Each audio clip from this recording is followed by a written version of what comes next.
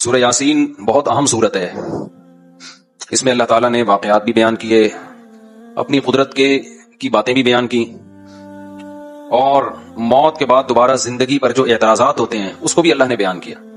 قرآن الحم سے لے کے والناس تک ایک ہی بات سمجھاتا ہے، ہم آزاد نہیں ہیں، ہم کسی کے غلام ہیں.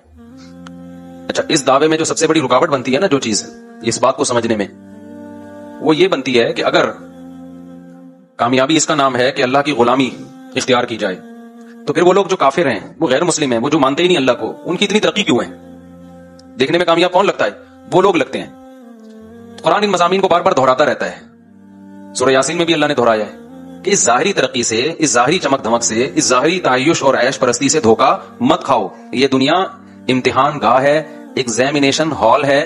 ایگزامینیشن ہال میں رزلٹ اناؤنس نہیں ہوتا، رزلٹ کی اناؤنسمنٹ کے لیے اللہ نے آخرت کا دن رکھا ہے. آخرت قائم ہوگی، تو اس کے لیے اللہ نے عقلی دلائل بھی دی. عقلی کا مطلب وہ دلائل جو کھوپڑی میں آتے ہیں، اور نقلی دلائل کہتے ہیں جو نقل یعنی جو واقعات ہیں کہ کیسے کیسے پیغمبروں نے قوموں پہ محنت کی ہے، لیکن ان قوموں نے کیسی نالائقیاں ان کے سامنے کی اور کیسا ان کا برا انجام ہوا.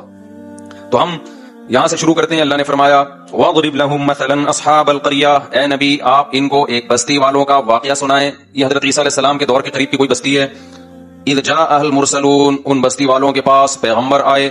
اللہ نے 2 پیغمبروں کو بھیجا، قوم نے انکار کیا. فَعَزَّزْنَا بِثَالِثٍ، دونوں کو اللہ نے طاقت دی تیسرے کے ذریعے بھی. 3 پیغمبر ہو گئے. بنی اسرائیل میں نا ایک ایک وقت میں کئی پیغمبر آئے ہیں، کئی پیغمبر آئے ہیں. فَقَالُوا إِنَّا إِلَيْكُمْ مُرْسَلُونَ، کہنے لگے ہمیں کس کی تمہاری طرف بھیجا گیا ہے. قالوا ما انتم الا بشر مثلنا، لوگ کہنے لگے آپ ہماری طرح کے انسان ہیں، ویڈیو نہ بنائیں. سمجھتے ہیں بات کو؟ بھائی صاحب کو بتا دیں کہ ویڈیو نہ بنائیں. 2 وجہ سے ہم نے ویڈیو بنانے پر پابندی لگائی ہے. ایک تو اس وجہ سے کہ بعض دفعہ کوئی بات زبان سے انسان کے غلطی سے نکل جاتی ہے، اس سے رجوع کرتا ہے، لیکن کلپ مارکیٹ میں آ جاتے ہیں، رجوع والے چلتے ہی نہیں. دوسرا ہم نے اس لیے بھی پابندی لگائی ہے کہ یہ جو موبائل کیمرے ہیں نا، اس نے لوگوں کے خشوع اور خضوع کا بیڑا غرق کر دیا ہے. بیان سن رہے ہوں گے، بیان کم سن رہے ہوں گے، ویڈیو بنانے پہ زیادہ زور لگا رہے ہوں گے. بیت اللہ میں دیکھو یار، نبی صلی اللہ علیہ وسلم کے روضہ اطہر پہ کھڑے ہو کر سلام بھی نہیں پڑھا جاتا تمیز سے لوگوں سے. یار کتنی اونچی جگہ ہے، کتنی بڑا مقام ہے، وہ وہاں کھڑے ہو، کس کے دربار میں گئے ہوئے ہو؟ ساری توجہ سید الانبیاء کی طرف رکھو. اللہ نے ہمیں کس مقام پہ لا کے کھڑا کر دیا. جب ہم روضے پہ کھڑے ہوتے ہیں، زندگی میں سید الانبیاء کے قریب ہمیں اس سے زیادہ موقع نہیں ملتا. اس وقت ہم سب سے زیادہ سید الانبیاء صلی اللہ علیہ وسلم کے قریب ہوتے ہیں. وہ بھی اپنی شو بازیوں میں یوں سیلفی. مجھے تو وہاں بہت ڈر لگتا ہے کہ وہاں کیا کر رہا ہے بھائی. تو تمیز سے آپ سلام پیش کرو. لوگوں میں بہت ویڈیوز پڑی ہوئی ہیں یوٹیوب پہ، جس نے دیکھنا ہوگا دیکھ لیں گے. اور بیت اللہ میں بھی یہی طواف کے دوران یوں کر کے بنا رہا ہے ویڈیو، یوں کر کے بنا رہا ہے. بھائی تو اللہ کا گھر ہے سامنے. کیسی کیسی چیخیں نکلتی تھی لوگوں کی جب پہلے زمانے میں لمبے سفر کر کے جاتے تھے اور بیت اللہ پہ نظر پڑتی، بے ہوش ہو جاتے تھے لوگ. ہسٹری میں، تاریخ میں کیسے واقعات ہیں. اللہ کا گھر دیکھا ہے بھائی، بے ہوش ہو جاتے تھے لوگ. ساری کیفیات لوگوں کی ختم. مجھے بھی یاد ہے میں 2013 میں گیا نا، کیسی بعض لوگوں میں چیخو پکار تھی. اس وقت اتنا زیادہ کیمرے کا استعمال نہیں تھا، ایسے جذبات. اب جاؤ تو ایک انٹرٹینمنٹ بن گیا ہے. ہر آدمی وہاں بیت اللہ. اور پھر ایسے طواف کے دوران فضول باتیں. یار میں طواف کر رہا ہوتا ہوں نا، پیچھے ارے مفتی صاحب خیریت، ارے بھائی کیا کر رہا ہے. بھائی مجھے غصہ آ رہا ہے، تو کیسے کیا کر رہا ہے یہاں پہ کھڑے ہو کر؟ تم خود طواف نہیں کر سکتے، ہمیں تو کرنے دو، بعد میں ملاقات کر لینا. کس قدر یعنی مجھے تو بڑی حیرانگی ہوتی ہے. کوئی بھی سیلیبریٹی ارے بھائی ارے اس طرح کی باتیں. یار تم اس کو دیکھنے نہیں آئے ہو، تم دیکھنے آئے ہو اللہ کے گھر کو. ابھی ادھر توجہ رکھو. اللہ کو غضب آئے گا کہ مجھ سے بھی بڑا کوئی ہے جس کی طرف تو دیکھ رہا ہے. طواف مکمل کر لو، پھر اس کے بعد آپ سیلفی بھی لے لو تاکہ لوگوں کو پتہ چل جائے کہ واقعی سچی مچی کا حج کر کے آیا ہے. یادگار رہ جائے گی. ٹھیک ہے، لوگوں کی انسان کی نیچر ہے کہ بڑے مقامات کی یادگار محفوظ رکھنا چاہتا ہے. آپ طواف کر لیں تسلی سے، اس کے بعد پھر آپ کھڑے ہو کے اپنی سیلفیاں لے لیں، کوئی مسئلہ نہیں. میں یہ نہیں کہہ رہا کہ یادگار نہ رکھیں اپنے پاس. انسان کی ایسی یادگاریں ہوتی ہیں زندگی بھر یاد رکھتا ہے. ویڈیو کال میں گھر والوں کو بھی دکھا دیں بیت اللہ کی زیارت، کوئی حرج نہیں ہے اس میں. لیکن پہلے عبادت کیا کر لو بھائی، عبادت تمیز سے کر لو، طواف تمیز سے کر لو، سعی تمیز سے کر لو، اللہ کی طرف توجہ کرو، کچھ رونا دھونا کر لو، کچھ دعائیں مانگ لو، کچھ بیت اللہ کے غلاف سے لپٹ کے رو لو، دل ہلکا کر لو. ساری کیفیات اور عبادت کے جذبے کی موبائل کیمروں کی وجہ سے ایسی کی تیسی ہو جاتی ہے. اس میں لگے رہتے ہیں کہ بس پھر اس کو پکڑاتے ہیں، تو ذرا یہاں سے اب تو بنا میری طرح بنا ویڈیو. وہ مہن جو کھڑا ہوا ہے آپ کی ویڈیو بنا رہے ہیں، آپ طواف کر رہے ہیں. طواف کر لو تمیز کے ساتھ. پھر ایک فیک کر لینا طواف بغیر طواف کی نیت سے، جھوٹی موٹی کا، وہ ویسے ہی گھومو اس میں. تو کم از کم اپنے طواف کو تو خراب نہ کرو نا. تو روضہ رسول پہ بھی یہی ہو رہا ہے، سیلفیوں پہ زیادہ زور ہے. تو عبادت کی روح ساری ختم ہو رہی ہے. بیان میں بھی یہی ہوتا ہے، اس پہ ہوتی ہے زیادہ زور. تو توجہ سے سنو. اچھا میرے بھائی، تو ان پیغمبر نے ان کو کیا کہا؟ وہ جواب میں کہنے لگے ما انتم الا بشر مثلنا، تم تو ہماری طرح کے انسان ہو. میں بار بار کہتا ہوں، جتنے بھی اہل اللہ گزرے ہیں، جتنے بھی پیغمبر گزرے ہیں، جو سچی مچی کے اللہ والے تھے نا، سب کو یہی تانے دیے گئے کہ آپ ہماری طرح کے انسان. آپ کھاتے ہیں، آپ نارمل لائف گزارتے ہیں، آپ سوتے ہیں، صبح اٹھتے ہیں اور پراٹھے کھا رہے ہیں، ٹھیک ہے نا، अंडों पे मुर्गी को बिठा क्यों रहे हैं आप, स्विमिंग क्यों कर रहे हैं। तो बार बार बुजुर्गी का ये तस्वुर कि वो अजीब सी मखलूक बन के इंसान घूमना शुरू कर दे, पता ही नहीं चले ये मरीख से आया है या इसी जमीन की पैदावार है। ऐसे ऐसे पीरो मुर्शिद मैंने देखे हैं, अल्लाह की पनाह, जिस जगह बैठे हैं कई सालों से वहीं बैठे हुए हैं, पुलिस आके उठाती है थोड़ा सा हिल लो, अब उनके वकार के खिलाफ है चलना, ऐसे बैठे हुए हैं बुजुर्ग बन के, शायद मर चुके हो, इंतकाल हो गया, वैसे बैठे हुए हो, जमीन खाना शुरू कर देती है, चिपक गए अंदर, पुलिस भी नहीं उठा सकती उनको। तो बुजुर्ग का ये मतलब हरगिज नहीं है। बुजुर्ग किसे कहते हैं, अला इन्ना औलिया अल्लाह ला खौफुन अलैहिम वला हुम यहज़नून अल्लज़ीना आमनू व कानू यत्तक़ून। अकीदा सही कर लो अपना और कबीरा गुनाहों से तौबा कर लो, बस बुजुर्ग बन गए, और कुछ करने की जरूरत नहीं है।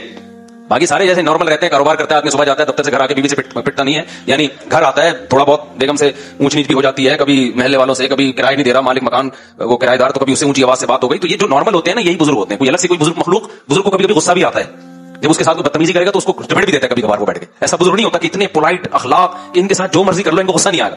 यूट्यूब पे वीडियोस आ जाती है ना, कुछ चीख रहा है, अबे ये देखो अखलाक पे बयान करते हैं, अभी क्या कर रहे हैं ये, चीख रहे हैं, तो भाई गलत हो रहा है तो चीखेगा नहीं तो क्या करेगा वो। ऐसा तस्वुर बना लिया ना कि बिल्कुल ये बुलेट प्रूफ किस्म का बुजुर्ग है, जिसपे किसी का असर ही नहीं होता।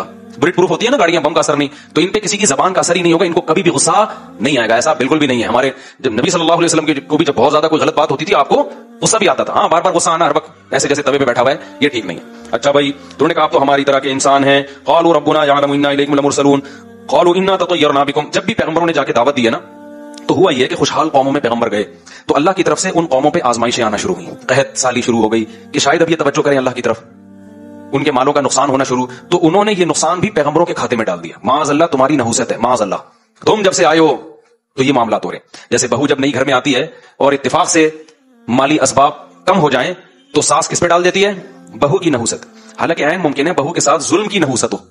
क्या ख्याल है, जुल्म हो रहा हो, उसकी वजह से अल्लाह ने माल में बरकत खत्म। तो किसी की वजह से कोई नहुसत नहीं होती, हदीस में साफ है, ला गियारा, कोई नहुसत नहीं है। नहुसत सिर्फ बदअमालियों की होती है, इसके अलावा किसी चीज की नहुसत इस्लाम में नहीं है। कोई काली बिल्ली गुजर गई, कोई कुत्ता आ गया, कोई ये हो गया, ये कोई नहुसत नहीं होती।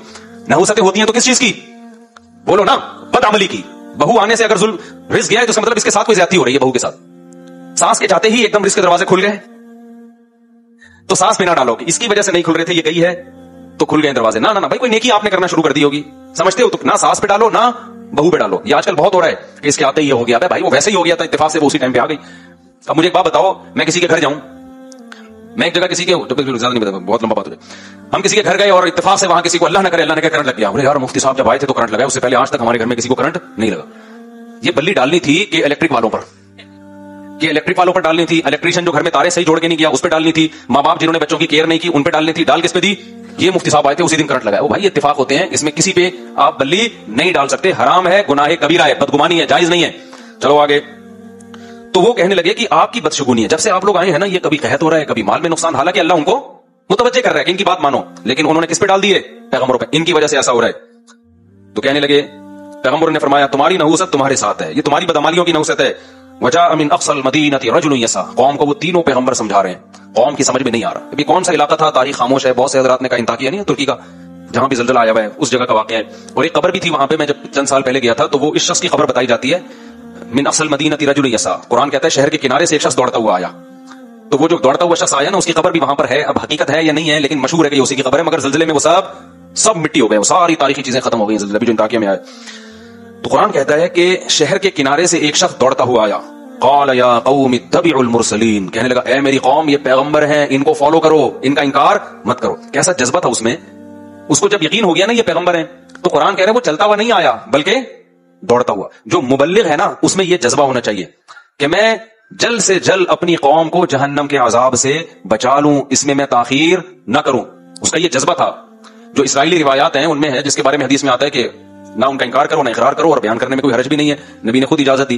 तो तौरात और इंजील में भी है ना इस तरह के वाकया। तो हबीब नजार उसका नाम है, नजार कहते हैं बढ़ई को, बढ़ई का काम किया करता था, जिसको क्या कहते हैं, अबे आजकल इंग्लिश में क्या कहते हैं, कारपेंटर था, नाम उसका हबीब था। तो वो दौड़ता हुआ आया और कहने लगा ए मेरी कौम, पैगंबरों की इत्तिबा करो, इत्तबिउ मन ला यसअलुकुम अजरन व हुम मुहतदून। देखो इनके अंदर दो ऐसी चीजें हैं जिससे पता चलता है कि ये वाकई पैगंबर है। नंबर एक, इनकी बातें बिल्कुल ठीक हैं, ये तौहीद की दावत दे रहे हैं, जिना से बचने की दावत दे रहे हैं, शराब से बचने की दावत दे रहे हैं। अच्छा, एक और अहम पॉइंट, बाज़ दफा बातें तो ठीक होती हैं, लेकिन मैं बार बार एक बयान में कहता हूं ना, बयान में एक बात कि बात ठीक होती है लेकिन असल मकसद अपना मंजन बेचना होता है कि नहीं होता। जैसे बस वाला जब बस में चढ़ता है, बस में जब आप सफर करते हैं, एक बंदा चढ़ता था, हमें अब पता नहीं चढ़ते कि नहीं चढ़ते, पहले जमाने में वो पहले नमाज की तरगीब देगा, दुरूद व सलाम का नजराना पेश करेगा, फिर वगैरह वगैरह बहुत सारी, आखिर में चंदा मांगना शुरू, या फिर अपनी वो टॉफी बेचना के गले को साफ करती है, फेफड़ों को आराम पहुंचाती है, 5 रुपए की टॉफी है और टीबी खत्म कर देगी, फेफड़ों का कैंसर खत्म कर देगी, तो कीमत सिर्फ क्या है? तो वो लोग भी शुरू में वो दुरूद भी पढ़ रहा होता है, नमाज रोजे की तरकीब भी, बातें सारी सही कर रहा है, लेकिन मकसद क्या होता है उसका? अपना मंजन। तो बाज दफा मजहब का लेबल लगाया जाता है, बातें सारी सही होती है, लेकिन पीछे क्या होता है? आपका मफाद, रियासत चाहिए या पैसा चाहिए होता है। तो कितना अक्लमंद था वो शख्स जो बढ़ई का काम करता था, लेकिन उसने कहा मेरी कौम, ये 2 सिफात इनमें ऐसी हैं जिनसे साफ पता चलता है कि ये सच्चे लोग हैं, ये झूठे नहीं है। नंबर 1, ये तुमसे कोई अजर का मुतालबा नहीं कर रहे, इस दावत में इनका दुनिया का कोई फायदा नहीं है, बल्कि पूरी कौम की मुखालफत। इससे पहले कुरान में है कि उन्होंने कहा कि हम आपको पत्थरों से मार के हलाक कर देंगे, ये धमकियां मिल रही थी उन पैगंबरों को, रजम करेंगे।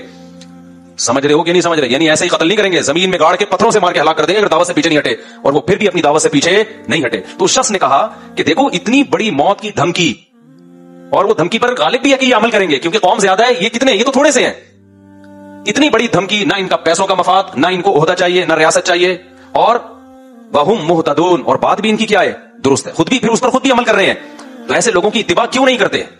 समझ में आ रही है कि नहीं आ रही है? आज के हालात में इन आयतों को अपने ऊपर मुंतबिक करें। उलमा आपसे क्या कहते हैं भाई कि नमाज पढ़ो और हमें 50 रुपए दिया करो हर नमाज के। क्या हो गया मेरे भाई, 50 रुपए दिया करो? उलमा ये कहते हैं कि रोजा रखो और हर मौलवी को 1 रोजे के 100 रुपए।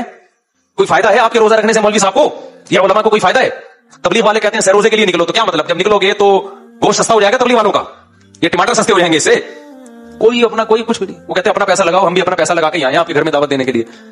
तो भाई उलमा का कोई फायदा नहीं है। आप शराब छोड़ दो, आप जिना छोड़ दो, औरतें पर्दा कर लें, आप रमजान के रोजे रख लो, आप हज फर्ज हो जाए तो हज कर लो, आप दाढ़ी रख लो, उलमा का इसमें कोई फायदा नहीं है। तो फिर क्यों फॉलो ना किया जाए? तो शख्स ने आगे कहा वमा ली ला अअबुदुल्लज़ी फतरनी, मुझे क्या हो गया कि मैं उस खुदा की इबादत ना करूं जिसने मुझे पैदा किया। ये पैगंबर अपनी इबादत पे थोड़ी हमें लेकर आ रहे हैं। एक एक लफ्ज जो है ना समझने का है सूरह यासीन का। ये पैगंबर हमें अपना गुलाम नहीं बना रहे, हमें अपनी इबादत पे नहीं ला रहे। ये नहीं कह रहे कि हमारे हाथ चूमा करो, हमें सजदा किया करो, ना ना ना ना ना। ये इंट्रोडक्शन किसका करवा रहे हैं? अल्लाह का, जिसने पैदा किया। कह रहे हैं उसकी इबादत करो। ईसाइयत जो तबाह हुई है ना, उसमें बड़ा मसला क्या हुआ? जब कोई जुर्म करता, पादरी ने कहा मेरे हाथ पे आके तौबा करोगे और जुर्माना भरोगे तो गुनाह माफ होगा, वरना नहीं। हालांकि ईसा इब्न मरियम की ये तालीमात नहीं थी। ईसा इब्न मरियम की वही तालीमात थी जो कुरान में है, वमन यामल सुअन औ यज़लिम नफ्सहु थुम्मा यस्तगफिरुल्लाह। गुनाह करके खुदा को ना, भाई आप नमाज के बाद मुझसे मिलिएगा, वो जो बैठे हुए हैं ना, ठीक है? तो गुनाह करके अल्लाह ने क्या फरमाया? गुनाह जो करता है, नाराज किसको किया है? अल्लाह को। तो मौलवी के हाथ पे तौबा इस्तिगफार करने की जरूरत नहीं है। गुनाह करके नाराज किसको किया? अल्लाह को। तो किसके पास जाएगा? अल्लाह के पास।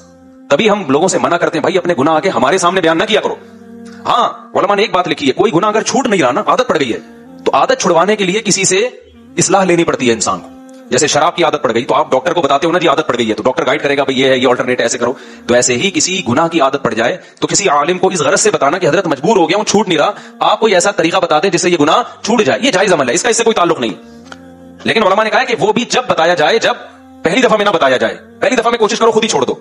अगर 2-3 दफा हो गया है फिर बताओ लाजमी, किसी से हिदायत लो, क्योंकि इसका मतलब आपसे नहीं छूट रहा वो गुनाह। तो अब आपको किसी मुर्शिद से, किसी शेख से, किसी मेंटोर से आपको पूछना पड़ेगा कि भाई ये आदत पड़ चुकी है, तो मुझे कोई ऐसा तरीका बताएं जिससे मेरी ये आदत छूट जाए। जैसे हुआ है बहुत सारे लोगों के गुनाह छूटे हैं जिन्होंने अहलुल्लाह से ताल्लुक कायम किया। लेकिन असल क्या है? वमन यामल सुअन, कुरान कह रहे जो भी गुनाह करेगा, सुम्मा यस्तगफिरुल्लाह, फिर अल्लाह से तौबा इस्तिगफार करे, ए अल्लाह माफ कर दे, मैंने तुझे नाराज किया, यजिदिल्लाह गफूरर रहीमा, वो अल्लाह को गफूर भी पाएगा और रहीम। इसके लिए किसी मजहबी रहनुमा के पास जाने की जरूरत नहीं है। ये बंदा और अल्लाह का बीच में कोई वास्ता नहीं है, अल्लाह और बंदे का मामला है। तो ये तालीम हजरत ईसा की भी थी, लेकिन उन्होंने मजहबी रहनुमाओं को ऐसा बाप बना दिया ना कि जी इनके सामने आके भाई ये क्या लगता है कि इसके सामने क्यों बताएं? नाफरमानी पादरी की थोड़ी हुई है, किसकी हुई है? खुदा की हुई है। तो आप जानो, खुदा जाने, खुदा को बताओ जाके। तो ये कुरान की तालीमात। तो उस नौजवान ने क्या कहा? वमा ली ला अअबुदुल्लज़ी, अरे मुझे क्या हो गया, अंदाज देखो तबलीग का, मुझे क्या हो गया? ला अअबुदुल्लज़ी फतरनी, जिसने मुझे पैदा किया, सबसे करीब है मेरे, सबसे बड़ा मेरा मोहसिन। हम खुद थोड़ी पैदा हो गए हैं। अपनी कौम को समझा रहा है, क्या मेरी कौम हम ऑटोमेटिकली खुद बहुत पैदा नहीं हो गए, कोई तो है ना जिसने बनाया है। जिसने हमें बनाया है ये हमें उसके करीब कर रहे हैं, उसकी इबादत पे लगा रहे हैं। वइलैहि तुरजाऊन, और हमने लौट के भी उधर ही जाना है। एंड हमारा क्या होगा? या तो इस दुनिया में हमेशा के लिए आए होते, कभी मरना ही ना होता, फिर जो मर्जी करते, जाना भी एंड में किधर है? खुदा को मुंह दिखाना है। तो बच्चे जा कहां सकते हैं? तो कितनी माकूल बात कर रहे हैं ये पैगंबर। इसमें कौन सी ऐसी बात है जिसको गलत कहा जाए? देखो उस कौम की खोपड़ी में ये बातें नहीं आ रही थी, आप लोग की खोपड़ी में तो आ रही है ना।